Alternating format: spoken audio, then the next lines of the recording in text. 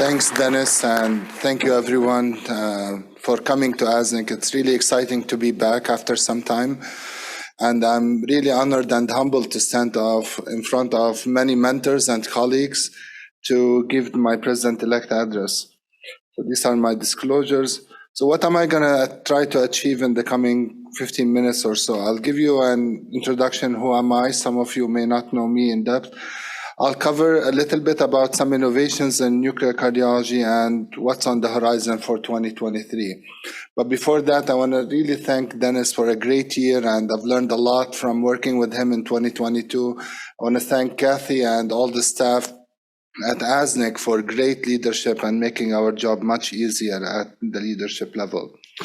So where I started, so I come from a small country. It's on the news. It's often, it's called Lebanon, close to Iraq, where Amy just mentioned. And I come from a city that's 5,000 years old. It's called Sidon, the south part of the small city. We have many historic sites and many buildings that are thousands of years old. I lived in that city during the civil war of that country, and then moved on to my medical school at the American University of Beirut. Many of the audience here are my colleagues from the same university. And after that, I made my journey to the United States, where I immigrated and started my internal medicine and cardiology training at Henry Ford Hospital in Detroit. Over there, I was mentored by great leaders. I would like to honor Dr. Doug Weaver, who is a ASNC past president. But I also at that time met Karthik Anand, who is our program leader, program chair today, who taught me nuclear cardiology from the beginning and learned a lot from him. After that, I made a move to Boston, where I learned multimodality cardiac imaging and started the first batch of the multimodality cardiac imaging fellowship at Brigham and Women's Hospital, where I met great leaders, including Marcelo Di Carli, our new editor-in-chief for GNC, and Dr. Sharmila Durbala, our Virani lecturer today. I learned a lot at my time at the Brigham, but the most important thing is that in addition to learning multimodality imaging, we learned at that time the beginnings of cardiac CT at that time, in addition to solidifying our bases in nuclear cardiology and learning cardiac MRI. But what we learned also, the patient-first approach. The fact that we know multiple modalities, we have to adapt to patient approaches to do the right tests at the right time, do it the right way for the right indication. And this has been my philosophy all through my career, where I know and practice multiple modalities, but I also choose the right test for the right patient.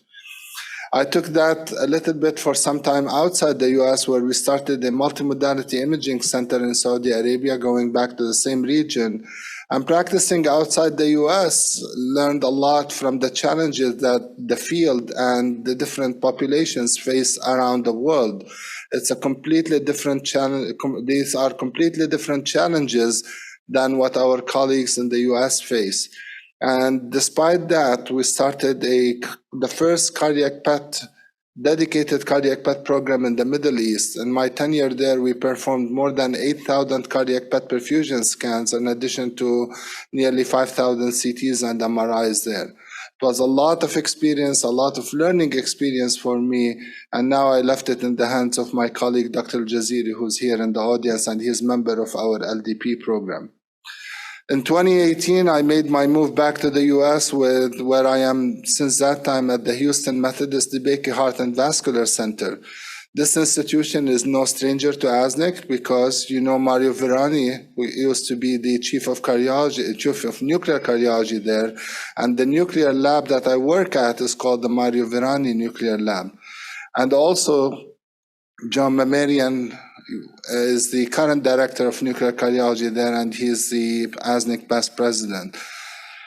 So why was there? Because there was no cardiac PET, and I was recruited to start the cardiac PET program there, and we started right before the pandemic. But since that time, we have installed 2 PET scanners, and the program have thrived over there. And we've seen a lot of activities there and embracement for the new technology and career. I work with many dedicated colleagues, including some of them are more echo-based, and you know some of them, including Dr. William Zarbi, who's the ACC past president, and Dr. Steve Little, who's the current American Society of Echo president. So let's move on a little bit and talk about innovations in nuclear cardiology. So when I was preparing this talk, I thought, like, what has changed in the past 15 years since I started in imaging? And looking around, there have been a lot of changes. When I started my multimodality imaging, CT and MR were just starting to spread. But also in nuclear cardiology, there have been a lot of new innovations. Cardiac PET is becoming more mainstream. It's becoming more adopted. We're also seeing hybrid imaging. What we mean by that, CT attenuation correction and utilizing calcium score in the setting of nuclear cardiology. We are seeing new tracers, and today we're going to hear about one new one right after in this session.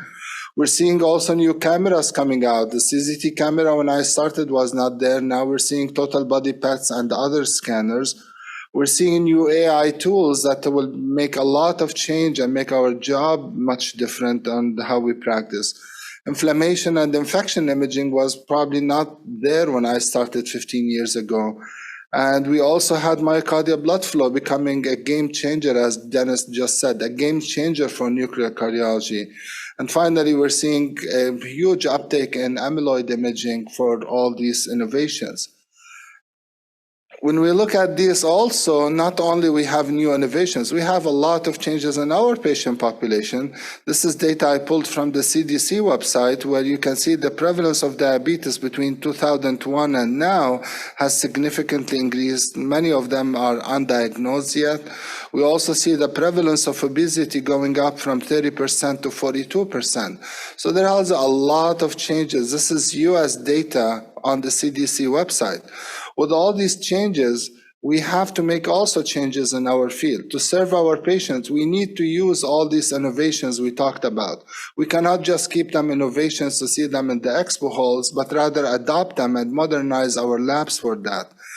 And I would say that we cannot treat patients in 2022 without using all the tools that are available for us in 2022. We cannot just keep using old tools, but we need to adopt the new innovations and the new tools in our practice, all these new tools that we've been mentioning. And it is about time to modernize our labs and broaden our horizon, because the more we see, the more we understand, and the better we serve our patients.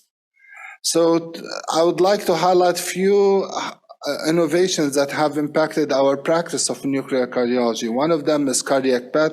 You can see here, this is one of the flurpiridaz cases that were published more than 10 years ago, which shows that sometimes we may potentially miss ischemia, and you'll hear about the results of cardiac PET, the flurpiridaz phase 3 trial in a few minutes. But I think that this tracer have the potential to increase the availability of cardiac PET even among low volume sites, and will expand the reach of PET to all these patients that have not been able to access this modality. And ASNC is committed really to provide all the educational tools for all of you that will be embracing on cardiac PET, hopefully once this tracer and others are available. We have been doing the PET workshops. We have multiple educational available offerings, including the PET curriculum and others. And the PET committee in ASNC has been doing a fantastic job in providing all the educational material for our members. We're also working with our past president, Dr. Durbala, planning on initiating a clinical trial network where we'll develop a network that serves a central hub to facilitate clinical trials for nuclear cardiology. For our industry partners, we want to make your job easier. We want you to bring in more tracers and to try to provide more, make it easier for you to conduct these trials. I know conducting this flurpiridaz trial have been very difficult, especially with the pandemic, but we hope that many new tracers involving multiple disease status that will help us. And we hope to launch this in 2023, make it easier for industry to access this and allow us to expand our innovations for that. Hybrid imaging is a very important topic for us in the coming year because we know the knowledge about it. We have been aware that attenuation correction improves our diagnostic accuracy. We knew that adding calcium score and atherosclerosis burden assessment adds to our incremental value.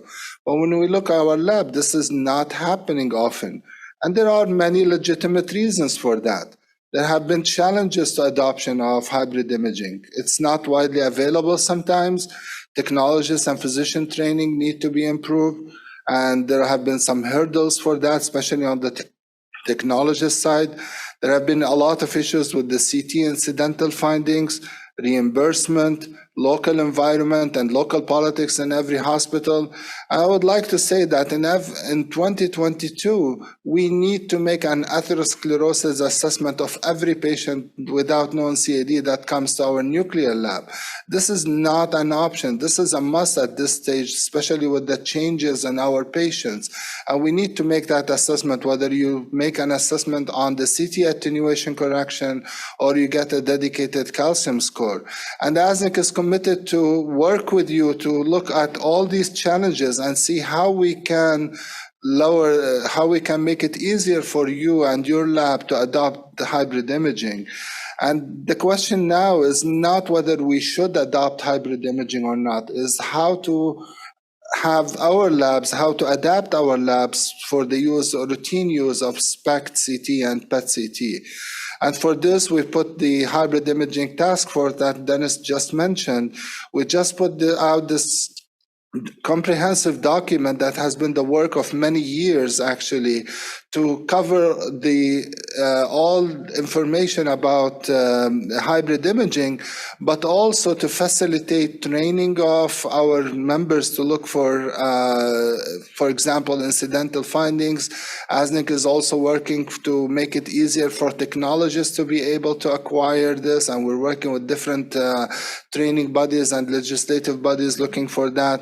But I would like to announce that in 2023, we'll start to offer hybrid imaging workshops where we train our physicians to get proficiency in learning how to identify these incidental findings on these low-dose CT scans. Those of you who attended the hybrid imaging workshop yesterday have a quick sense of what will be offered in these workshops, and we will review 250 cases as mentioned by these guidelines so that you are able to identify the important incidental findings that may be seen on these CTs. I know that in addition to that, looking at our members survey, we've noted that many of our members would like bidirectional communication. We're in the social media era, and many of our thought leaders are already on the social media. They can be approached, but people want to have more accessibility. And we're looking at approaches to allow for that. And the first thing is that to allow for more communication at our website, and I know that many of you may have some challenges navigating through our website, and this is work that is being led by Kathy to try to look at how to modernize our lab, our website, and make it much user-friendly for our members, and potentially provide more tools for blogs and abilities to have bidirectional communications. We value a lot our young physicians, and you've heard already about all the programs that ASNC provide for that. I would like to call them the cardiac imagers of tomorrow, because I know, including myself, we are all multimodality at this stage. We know that many of you are so savvy on social media, even I'm lagging behind on that, but I'm sure my talk is already being tweeted now. And we know that you will be practicing on a value-based care environment, and this is where patient-centered imaging is going to be very important for the years to come.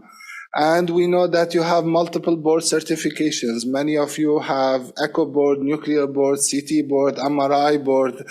Some of you may decide to maintain your internal medicine board in addition to your cardiology board. And we're working on solutions for many of that. But I would say first, ASNC is here for you. We want you to be involved in the society. We want you to raise through the ranks. And we want you to be part of this leadership development program. You are the leaders of tomorrow.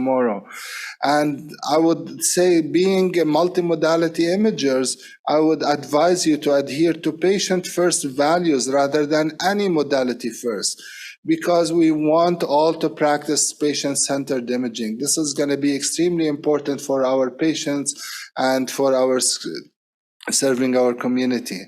I advise you to volunteer and join ASNC Leadership Development Program and many other programs that ASNC put out. And for your multiple board certification, being multimodality, ASNC is working on solutions to simplify recertification, including the CBNC, working more on the MOC kind of maintenance model, and we're in active talks with CBNC to try to make it easier for you to recertify rather than going through the yearly exams. And to my international colleagues, many of you are in the room here, but many of you are also on virtually thanks to the support we get from IEA. I know, having practiced nuclear cardiology and imaging outside the US for some time, I know that you see patients with different disease burdens. The burden of coronary disease is much different outside the US. And you have your unique challenges. What we talk about here, maybe it's very different than what your challenges are. And in the coming year, I will continue to work with you and with the IEA to enhance the reach and quality of nuclear cardiology practice outside the US. We'll collaborate with your local societies, global professional societies, to continue to promote nuclear cardiology education. And I know that the mode of social media outside the US is very different than what we have here. There's a lot of WhatsApp and LinkedIn, and we'll try to have more channels for you to reach out for ASNC leadership and for key opinion leaders. So with this, I'd like to finish up that it is time to broaden our horizon and adopt all these innovations that we have, because the more we see, the more we understand, and the more we serve our patients. It's time to adopt hybrid imaging. It's time to adopt calcium scoring for our patients when we are doing perfusion imaging. It's time to adopt also PYP imaging and other imaging for amyloid. It's also on the PET side, it's time to adopt PET as general, but also myocardial blood flow, inflammation imaging, and infection imaging. This is overdue, and we need to use all these innovations to broaden our horizon to serve our patients better. I would like to conclude that I'm really humbled and honored to serve as the president for 2023. I look forward to working with all of you, local, international, and everyone, ASNC staff and prior leadership, to work with you to serve our community the best. And I look forward to working with every one of you. Thank you.